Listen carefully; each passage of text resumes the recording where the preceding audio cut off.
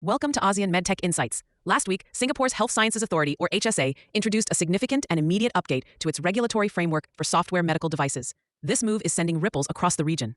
Specifically, the HSA now mandates that all high-risk software, especially those incorporating AI and machine learning, must include a comprehensive Cybersecurity Bill of Materials, or CBOM, with their registration dossiers. This isn't just a future plan. It's an active requirement as of last week. The trigger for this sudden mandate appears to be a recent cybersecurity incident, which highlighted vulnerabilities in connected diagnostic devices. This new rule fundamentally changes the game for MedTech innovators. Previously, cybersecurity was often a section within a larger risk management file. Now, it demands a standalone, exhaustive document that lists every software component and library, outlining potential vulnerabilities and mitigation strategies. For companies already in the market, this is a retroactive headache. They have a very short window to prepare and submit a CBOM for their existing registered devices. For newcomers, it represents a significant new hurdle right at the submission gate. It requires a level of software transparency that many companies, particularly those relying on third-party components, are not prepared for. Let's consider a real-world example. A promising Thai digital health startup recently secured its first approval in Singapore for an AI-powered tool that predicts patient deterioration in ICUs. Their team celebrated the launch just 2 months ago. Now, they are scrambling. Their software is built on a complex stack of open-source and proprietary code.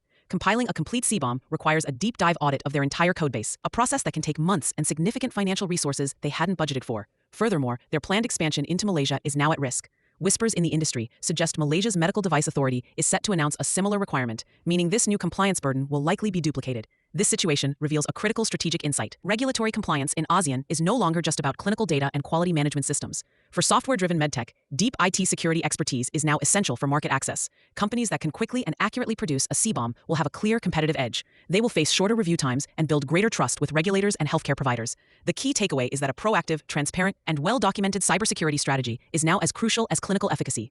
The line between regulatory affairs and cybersecurity has effectively been erased. As companies navigate this evolving landscape, having a partner with expertise in both local regulations and the technical nuances of software is invaluable.